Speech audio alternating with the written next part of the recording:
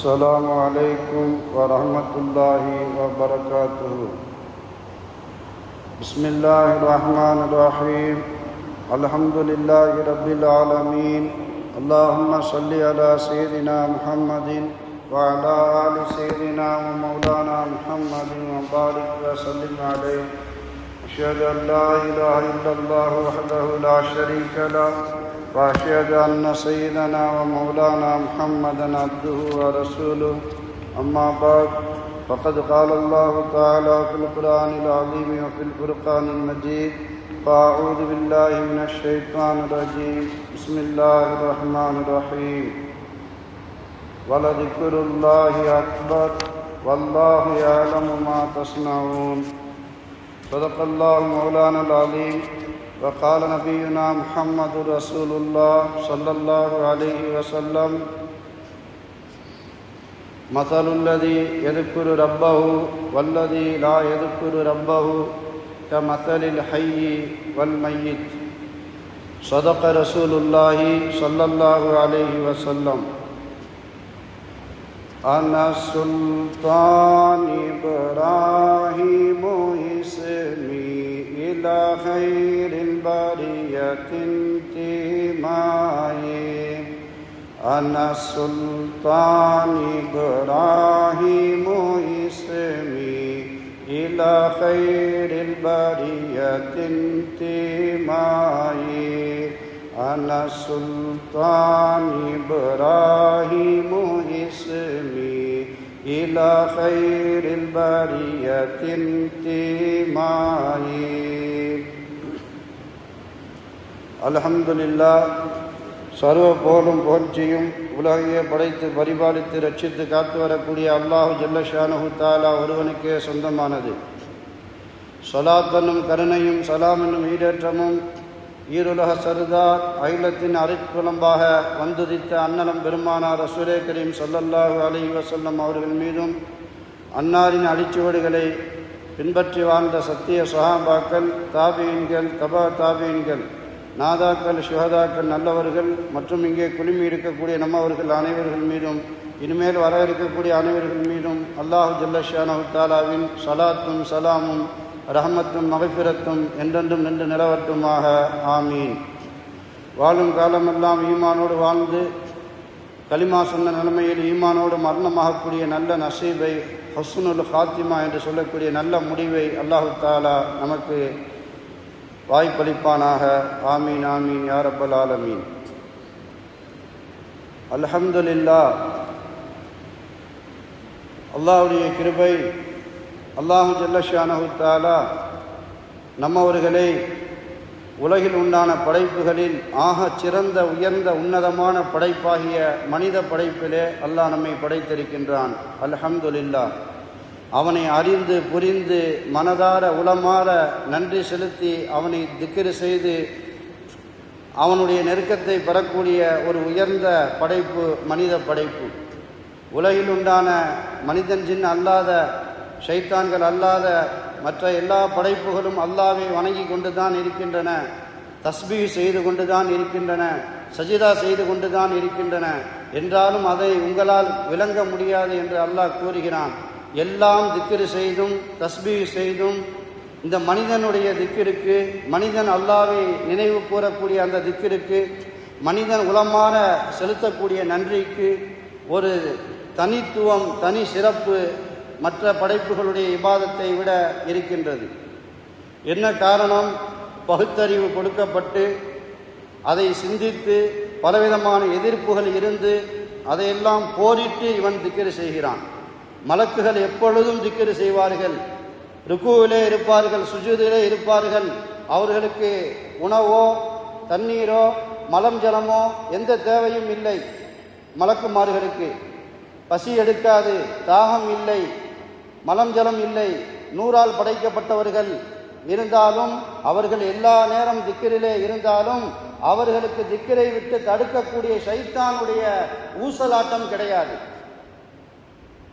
மனிதனுக்கு இருப்பதை போன்று பலவிதமான எதிர்ப்புகள், அதற்கு மத்தியிலே எல்லாவற்றையும் எதிர்த்து எதிர் நீச்சல் போட்டு இவன் அல்லாஹ்வை திக்ர் செய்கிறான் என்றால் இந்த திக்ர் மலக்குமார்களுடைய திக்ரை விட உயர்ந்ததுதான். சிறந்தது தான். அல்ஹம்துலில்லாஹ். கண்ணியமானவர்களே, அல்லாஹ்விற்கு அதிகம் நன்றி செலுத்த கடமைப்பட்டிருக்கின்றோம். மனித படைப்பாக, புனித படைப்பாக, உயர்ந்த உன்னத படைப்பாக அல்லாஹு தஆலா நம்மை படைத்திருக்கின்றான். அல்ஹம்துலில்லாஹ். அதிலும் குறிப்பாக அல்லாஹ் தன்னுடைய கிருபையினால் யாரை சொர்க்கத்தில் நுழையச் செய்ய வேண்டும் என்று நாடுகிறானோ அவர்களுக்கு மட்டும்தான் ஈமான் கொள்ளக்கூடிய பாக்கியத்தை கொடுப்பான். அந்த ஈமானுடைய பாக்கியத்தையும் அல்லாஹ் கொடுத்திருக்கின்றான். அல்ஹம்துலில்லாஹ். ஒன்றே ஒன்று அல்லாஹ்விடத்தில் அனுதினமும் எல்லா துஆவிலும் முதலாக கேட்க வேண்டும், யா அல்லாஹ், கொடுத்த ஈமானை நாங்கள் செய்யக்கூடிய பாவங்களின் காரணமாக பிடுங்கி விடாதே யா அல்லாஹ். மரணமாகின்ற வரை ஈமானோடு வாழ்ந்து ஈமானோடு மரணமாகக்கூடிய நசீபை தருவாயாக யா அல்லாஹ் என்று ஒவ்வொரு துஆவினுடைய அல்லாஹ்வை புகழ்ந்ததற்கு பிறகு, ரசூல் ஸல்லல்லாஹு அலைஹி வஸல்லம் மீது ஸலவாத்து சொன்னதற்கு பிறகு, தாய் தந்தைக்காக துஆ செய்ததற்கு பிறகு நான்காவதாக இந்த துஆவை நாம் கேட்க வேண்டும்.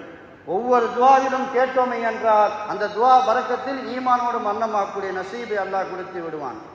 ஏன் மலக்குமார்களே, நபிமார்களே பயந்திருக்கின்றார்கள். வத்தவஃபனி முஸ்லிமா, யா அல்லாஹ் என்னை முஸ்லிமாக மௌத்தாக்கு என்று பல நபிமார்கள் துஆ செய்திருக்கிறார்கள். அவர்கள் யார்? நபி, அல்லாஹ்வுடைய வஹியை காணக்கூடியவர்கள், மலக்குமார்களை காணக்கூடியவர்கள், சொர்க்கத்தை நரகத்தை காணக்கூடியவர்கள். அவர்களிடத்தில் ஈமானை பிடுங்க முடியுமா? இருந்தாலும் அல்லாஹ்விடத்தில் கெஞ்சி கேட்டார்கள், யா அல்லாஹ் எங்களை மௌத்தாகும் பொழுது ஈமானோடு மௌத்தாக்கு யா அல்லாஹ் என்பதாக. அவர்களே நபிமார்களே கேட்டிருக்கிறார்கள் என்றால் நாம் எந்த அளவுக்கு அதிகமாக அந்த துஆவை கேட்க வேண்டும் என்பதை சிந்திக்க வேண்டும். அல்ஹம்துலில்லாஹ். கண்ணியமானவர்களே, அல்லாஹு தஆலா நம்மை சிறந்த படைப்பாகவும் ஈமான் கொள்ளக்கூடிய பாக்கியம் பெற்ற ஒரு படைப்பாகவும் ஈமானையும் அல்லாஹ் நமக்கு கொடுத்திருக்கின்றான். ஈமான் கொண்டதற்கு பிறகு ஏராளமான விதவிதமான அமல்களை அல்லாஹு தஆலா ஆக்கி வைத்திருக்கிறான். நல்ல அமல்களை, ஒரே ஒரு நல்ல அமலை காட்டிவிட்டு இது மட்டும்தான் எப்பொழுதும் நீ செய்ய வேண்டும் என்று சொல்லவில்லை. மனிதன் குறிப்பிட்ட காலம், குறிப்பிட்ட நேரம்தான் ஒரு விஷயத்தில் ஈடுபடுவான். அடுத்து புது மாதிரியாக வேற ஒன்று வேண்டும் என்று ஆசைப்படுவான். மனிதனுடைய சிந்தனை மாறக்கூடியதாக இருக்கிறது. எனவே அல்லாஹு தஆலா விதவிதமாக அமல்களை, நல்ல அமலை கொடுத்திருக்கின்றான். தொழுவது என்பது ஒரு நல்ல அமல். இதிலே ஈடுபட்டு கொண்டே இருக்கிறார். அதிலே ஒரு சடைப்படைகிறது, வேறு மாற்றமாக செய்ய வேண்டும், அப்பொழுதுதான் சைத்தானுடைய சூழ்ச்சி வராது என்று தோணும் பொழுது அல்லாஹு தஆலா குர்ஆன் ஓதுவதை, திக்ர் செய்வதை, ஸலவாத்து சொல்வதை, நபிமார்களை புகழ்ந்து படிப்பதை, சதக்கா கொடுப்பதை, நோன்பு வைப்பதை, உம்ராவுக்கு செல்வதை, ஹஜ்ஜிக்கு செல்வதை, ஏராளமான நல்ல அமல்களை அல்லாஹ் விதவிதமாக ஆக்கி வைத்திருக்கின்றான். ஏன்? மனிதனுடைய சிந்தனை மாறிக்கொண்டே இருக்கக்கூடியது. ஒரு 30 நிமிடம் தாண்டி ஒரு மனிதன் ஒரே விஷயத்தில் ஈடுபட முடியாத அளவுக்கு ஒரு சூழ்நிலை. எனவே தான் பாடசாலைகளில் அரை மணி நேரம் 40 நிமிடத்தில் 45 நிமிடத்திற்கு மத்தியிலே அடுத்த பீரியடு, அடுத்த கிதாபுகளை, அடுத்த பாடங்களை ஆக்கி விடுவார்கள். ஒரே பாடத்தை ஒரு நாள் முழுவதும் படித்தால் மிகவும் சிறப்பாக படிக்கலாம். அடுத்த கிழமை வேற ஒரு பாடத்தை மட்டும் முழுவதுமாக படிக்கலாம். 7 கிழமைக்கும் 7 பாடங்களை முழுவதுமாக நடத்தலாம். ஆனால் மனிதனுடைய மனம் அதை ஏற்காது, தடைவடைந்து விடும், வேற ஒன்றை சிந்திக்கும். எனவே அடுத்த பாடங்களாக சப்ஜெக்ட் மாற மாற இவனுக்கு புதிய உணர்வு வரும், புத்துணர்ச்சி வரும், புதிய சிந்தனையுடைய தூண்டுதல் ஏற்படும். எனவே தான் அல்லாஹு தஆலாவும் இபாதத்தை பல ரீதியிலே ஆக்கி வைத்திருக்கிறான். தொழுது கொண்டே இருக்கிறீர்கள், நன்மையில் ஈடுபடுகிறீர்கள். மாற்றமாக வேற நன்மையும் செய்ய வேண்டுமா? நோன்பை பிடியுங்கள். சஹரிலிருந்து இஃப்தார் வரை நோன்பு வைத்து கொண்டு அவர் பரலான தொழுகை தொழுதுவிட்டு மீதம் உண்டான நேரத்தில் அமைதியாக இருந்தாலும் அவருக்கு நன்மை எழுதப்பட்டு கொண்டே இருக்கும். சதக்கா கொடுங்கள், நல்லதை ஏவுங்கள், உபதேசம் செய்யுங்கள், ஒற்றுமையாக சேர்த்து வையுங்கள். இது மாதிரி எல்லா நல்ல அமல்களையும் அல்லாஹ் ஆக்கி வைத்திருக்கிறான். அல்ஹம்துலில்லாஹ். கண்ணியமானவர்களே, ஏராளமான நல்ல அமல்கள், நற்கர்மங்கள் இஸ்லாத்தில், குர்ஆன் ஹதீஸில் நமக்கு போதிக்கப்பட்டாலும் அந்த எல்லா அமல்களிலேயும் அனைத்தையும் காட்டிலும் முதல் அந்தஸ்தாக, முதல் உயர்ந்த ஒரு இபாதத்தாக, மற்றவைகள் எல்லாம் அதற்கு அடுத்துத்தான் என்று சொல்லக்கூடிய அளவிற்கு ஒரு பெரிய இபாதத்தை அல்லாஹ் நமக்கு காட்டி தந்திருக்கின்றான். ஆனால் அது சிறிய இபாதத், லேசான இபாதத். ஆனால் நன்மையில் அதை விட பெரிய இபாதத் வேறு இல்லை. அந்த ஒரு இபாதத்தை பற்றி தான் அல்லாஹ் கூறுகிறான், நின்ற நிலைமையிலும் செய்யுங்கள், அமர்ந்த நிலைமையிலும் செய்யுங்கள், ஒரு கணித்து படித்த நிலைமையிலும் நீங்கள் செய்யுங்கள் என்று சொல்லுகிறான். அதுதான் அல்லாஹ்வை நினைவு கூறுவது. நாவிலேயோ கல்விலேயோ அல்லாஹ்வை திக்ர் செய்வதை விட உயர்ந்த இபாதத் வேறு எதுவும் இல்லை. ஏன் ஜிஹாதை விட பெரியது. நாயகம் ஸல்லல்லாஹு அலைஹி வஸல்லம் கூறுகிறார்கள், இன்ஷா அல்லாஹ் ஹதீஸை வாசிப்போம். கண்ணியமானவர்களே, ஆக லேசான அமல் அல்லாஹ்வை திக்ர் செய்வது, மனதிலே நினைவு கூறுவது, அர்த்தங்களை விளங்கி நாம் சொல்லுவது, அல்லாஹ்வுடைய நினைப்போடு இருப்பது லேசான அமல். நன்மையில் அதை விட மிஞ்சிய அமல் எந்த கஷ்டமான அமலும் இல்லை. இதுதான் முதல் அந்தஸ்து. இது ஏகோபித்த முடிவாக இருக்கின்றது. அல்லாஹ்வே குர்ஆனில் கூறுகிறான், வல திக்ருல்லாஹி அக்பர் வல்லாஹு யஅலம் மா தஸ்னஊன். அல்லாஹ்வை திக்ர் செய்வது இருக்கல்லவா, மனதிலே நினைவு கூறுவது இருக்கல்லவா, அதை சாதாரணமாக நினைத்து கொள்ளாதீர்கள். அல்லாஹு அக்பர் என்று ஒரு மனிதன் சொல்கிறான், அதுதான் அனைத்து இபாதத்தை விட பெரிய இபாதத். வல திக்ருல்லாஹி, கண்டிப்பாக திட்டமாக அல்லாஹ்வை திக்ர் செய்வதாகிறது. அக்பர், அதுதான் பெரிய இபாதத்தாக இருக்கிறது. வல்லாஹு யஅலமு மா தஸ்னஊன், நீங்கள் செய்யக்கூடிய ஒவ்வொன்றையும் அல்லாஹ் பார்த்து கொண்டிருக்கிறான். நீங்கள் நாவிலே மொழியவில்லை, கையிலே தஸ்பீஹ் மணி இல்லை, கல்பிலே அல்லாஹ்வை நினைத்து கொண்டிருக்கிறீர்கள், அல்லாஹ்வுக்காக செய்கிறீர்கள், அதை அல்லாஹ் அறியக்கூடியவனாக இருக்கிறான். அல்லாஹ்வை விட்டு மறைந்தது எதுவும் கிடையாது. எனவே இறைவனை திக்ர் செய்வது, அல்லாஹ்வை நினைவு கூறுவது எல்லா இபாதத்தை விட பெரிய இபாதத் என்பது இந்த ஆயத்து நமக்கு உணர்த்தி காட்டுகிறது. அது நாம் பழக்கப்படுத்த வேண்டும். பழக்கப்படுத்தினால் நம்மை அறியாமலேயே அந்த திக்ரு நம்மை அறியாமையே அது ஜாரியாகிவிடும். நம்முடைய கல்வியில் அது தானாக ஓடிக்கொண்டிருக்கும். குறிப்பிட்ட நேரத்தில் ஒவ்வொன்றிலும் மார்க்கம் இபாதத்தை ஆக்கி தந்திருக்கின்றது. வீட்டை விட்டு வெளியே செல்லும் பொழுது திக்ர் செய்கிறோம், பள்ளிக்கு உள்ளே நுழையும் பொழுது, வீட்டில் உள்ளே நுழையும் பொழுது, வியாபாரத்தை தொடங்கும் எல்லா நேரத்திலையும் ஒரு திக்ரை அல்லாஹ் ஆக்கியிருக்கிறான். அப்படியாவது அந்த நேரத்தில் அந்தந்த திக்ரையும் துஆவையும் ஓதுவதன் மூலமாக மற்ற நேரத்திலும் ஓதக்கூடியவனாக அவன் மாறி விடுவான், மறந்து விடக்கூடாது என்பதற்காக அல்லாஹ் தஆலா நமக்கு அமைத்து தந்திருக்கின்றான். நபிகள் நாயகம் ஸல்லல்லாஹு அலைஹி வஸல்லம் கூறியதாக ஸஹல் இப்னு ஹன்லலா ரலியல்லாஹு தஆலா அன்ஹு கூறுகின்றார்கள், மா ஜலஸ கௌமுன் மஜ்லிஸன், ஒரு கூட்டத்தார்கள் ஒரு மஜ்லிஸிலே, ஒரு அமர்வு சபையிலே அமர்கிறார்கள். எதுக்குரூன் அல்லாஹ் அஸ்ஸ வ ஜல்ல ஃபீஹி, அந்த சபையிலே அல்லாஹ்வை திக்ர் செய்கிறார்கள். அல்லாஹ்வுடைய திக்ர் லா இலாஹ இல்லல்லாஹோ, அல்லாஹ்வோ, ஹய்யுன் கய்யூமோ, அல்லாஹ்வை நினைவு கூறுகிறார்கள், அல்லாஹ்வை பற்றி பேசுகிறார்கள், அல்லாஹ்வை பற்றி கேட்கிறார்கள், அல்லாஹ்வை போலுகிறார்கள். அல்லாஹ்வை நினைவு கூர்ந்தார்களே என்றால் ஃபயக்கூமூன, அந்த மஜ்லிஸ் கலையும் பொழுது அவர்கள் எழுந்திருப்பார்கள் அல்லவா. எழுந்திருக்கும் பொழுது மலக்குகள் சொல்லுவார்கள், ஹத்தா யுகால லஹும் கூமு கத் கஃபரல்லாஹு லக்கும் துனூபக்கும் வ புத்திலத் ஸய்யிஆத்துக்கும் ஹஸனாத்தின். நீங்கள் இந்த சபையை விட்டும் கலைந்து செல்லுங்கள். எந்த நிலைமையிலே செல்லுங்கள்? உங்களுடைய அனைத்து பாவங்களும் மன்னிக்கப்பட்டு விட்டன. இந்த மஜ்லிஸிலே கூடி நீங்கள் அல்லாஹ்வை திக்ர் செய்ததினால், இந்த மஜ்லிஸை விட்டு கலையும் பொழுது நீங்கள் அனைத்து பாவமும் உங்களுக்கு மன்னிக்கப்பட்டு விட்டன.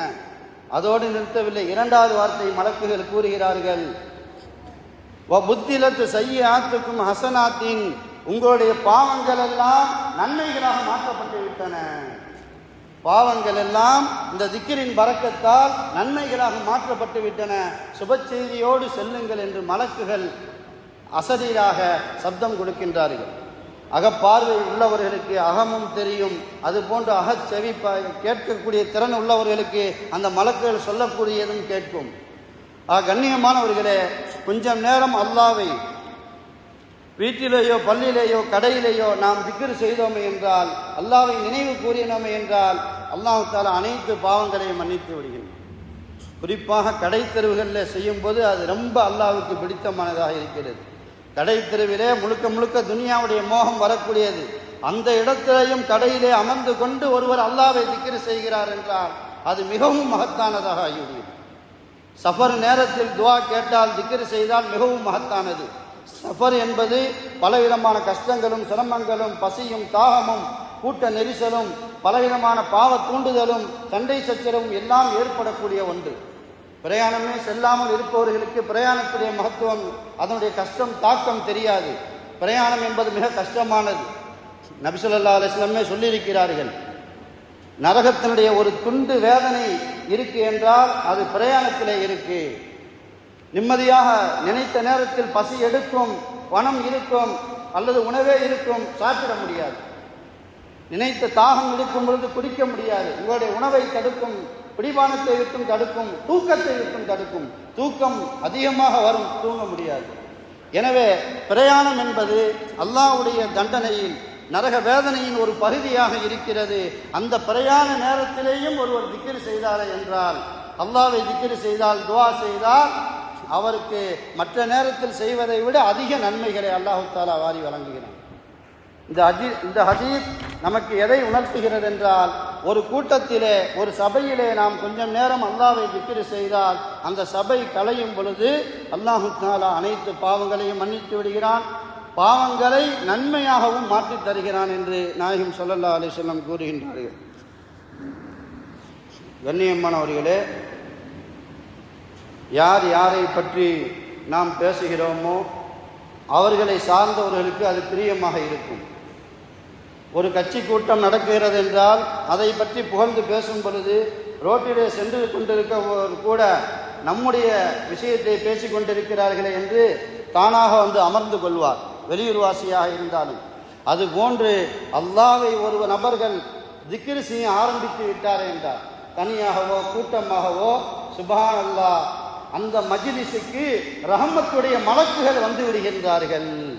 அந்த மஜ்லிஸிலே அவர்களும் கலந்து கொள்வதற்காக அல்லாஹ்வை நினைவு கூறவர் அருகாமையில் இருந்தால் நமக்கும் ரஹமத்து கிடைக்கும் என்பதாக பல நல்லடியார்களும் மலக்குமார்களும் ஹாஜிராகி விடுகின்றார்கள் என்று நாயகம் ஸல்லல்லாஹு அலைஹி வஸல்லம் கூறுகின்றார்கள்.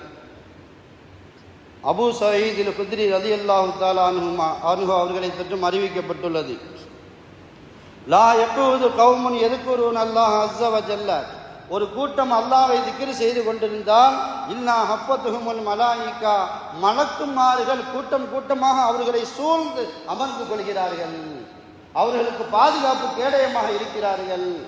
வ கஷியத்துஹுமுர் ரஹ்மா, அல்லாஹ்வுடைய ரஹ்மத் அவர்கள் மீது இறங்க ஆரம்பித்து விடுகிறது. காபாவின் மீது அல்லாஹ்வுடைய ரஹ்மத் எப்படி இறங்குகிறதோ, இந்த திக்ர் செய்யக்கூடிய கூட்டத்தை பார்த்து அல்லாஹ்வுடைய ரஹ்மத் இறங்க ஆரம்பித்து விடுகிறது. வ நஸலத் அலைஹிமுஸ் சக்கீனா, நிம்மதி, சக்கீனா, ராஹத், நிம்மதி, சுக்கூன், மன அமைதி அல்லாஹ் அவர்கள் மீது இறங்க ஆரம்பித்து விடுகிறது. திக்ர் செய்வதன் மூலமாக உள்ளங்கள் அமைதி பெறும் என்று அல்லாஹ் கூறுகிறான்.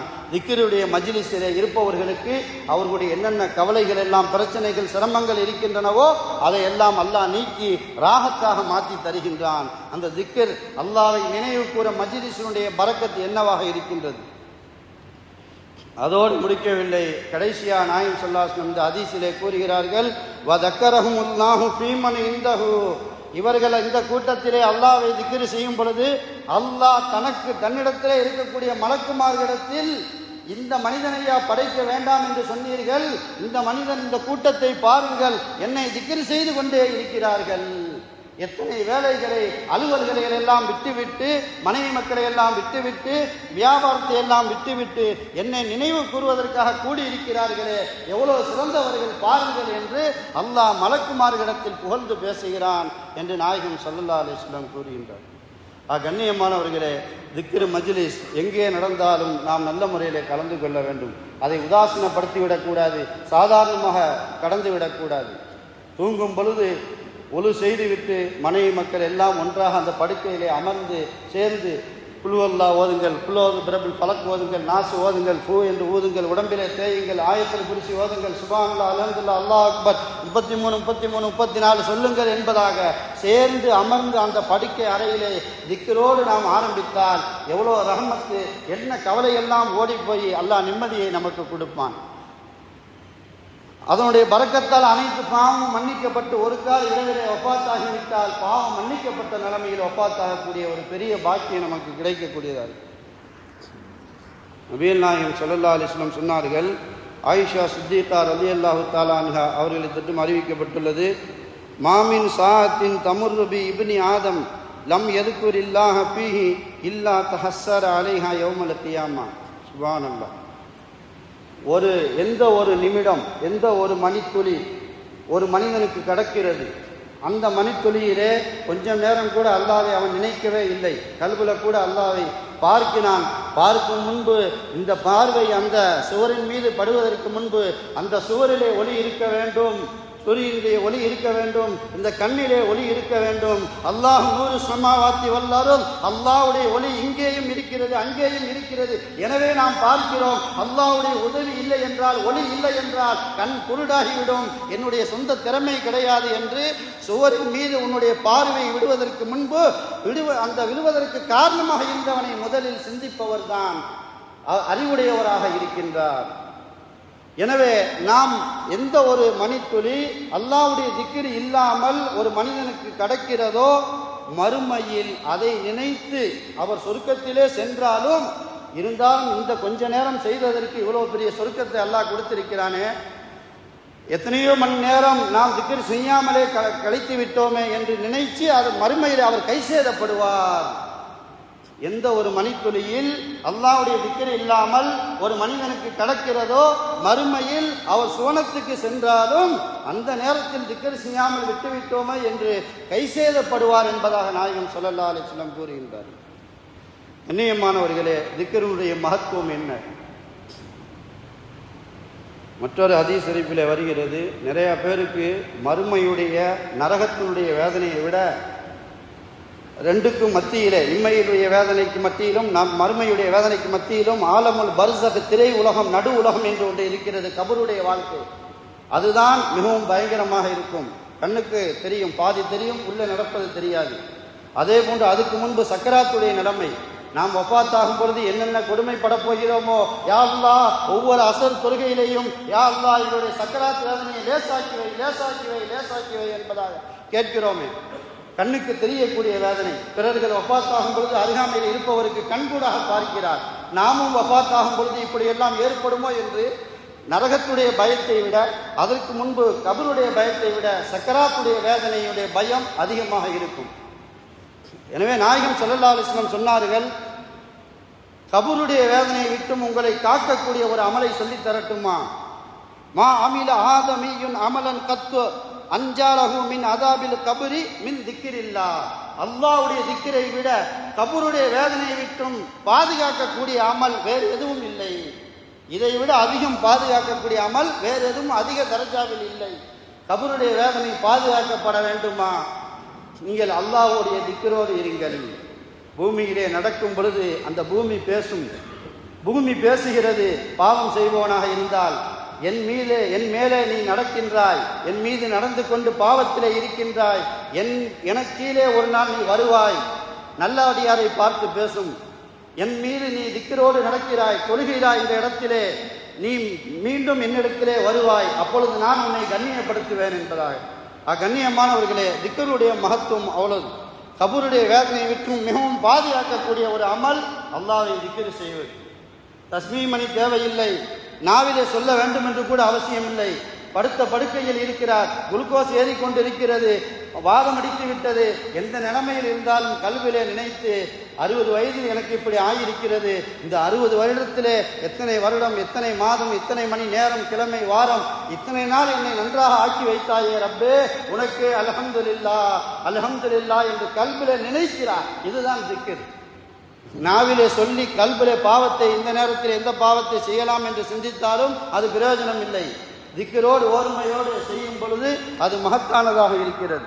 அல்ஹம்துலில்லாஹ். கண்ணியமானவர்களே, ஒரே ஒரு ஹதீஸை கூறி முடிப்போம். நபிகள் நாயகம் ஸல்லல்லாஹு அலைஹி வஸல்லம் கூறினார்கள், சிறந்த அமல் உங்களுடைய அரசனாகிய அல்லாஹ்விடத்தில் பரிசுத்தமான அமல், உங்களுடைய தரஜாவை உயர்த்தக்கூடிய அமல், தங்கத்தையும் வெள்ளியையும் சதக்கா செய்வதை விட சிறந்த அமல், எதிரிகளை சந்தித்து போர் செய்வதை விட சிறந்த அமல் அது என்ன தெரியுமா? அறிவிக்கட்டுமா என்று கேட்டார்கள். ஆம், அறிவியுங்கள். அதுதான் திக்ருல்லாஹ், அல்லாஹ்வை திக்ர் செய்வது. அப்படி என்ன சொன்னார். அல்லாஹு ஜல்லஷானஹு தஆலா எல்லா நேரமும் அவனை நினைத்து நினைத்து கொடுத்த நேமத்தை நினைத்து ஆனந்த கண்ணீர் வடித்து நன்றி செலுத்தும் நல்லடியார்களாக ஆக்கி அருள் புரிவானாக. வாஹிர் தாவானா அனில் அல்ஹம்துலில்லாஹி ரப்பில் ஆலமீன்.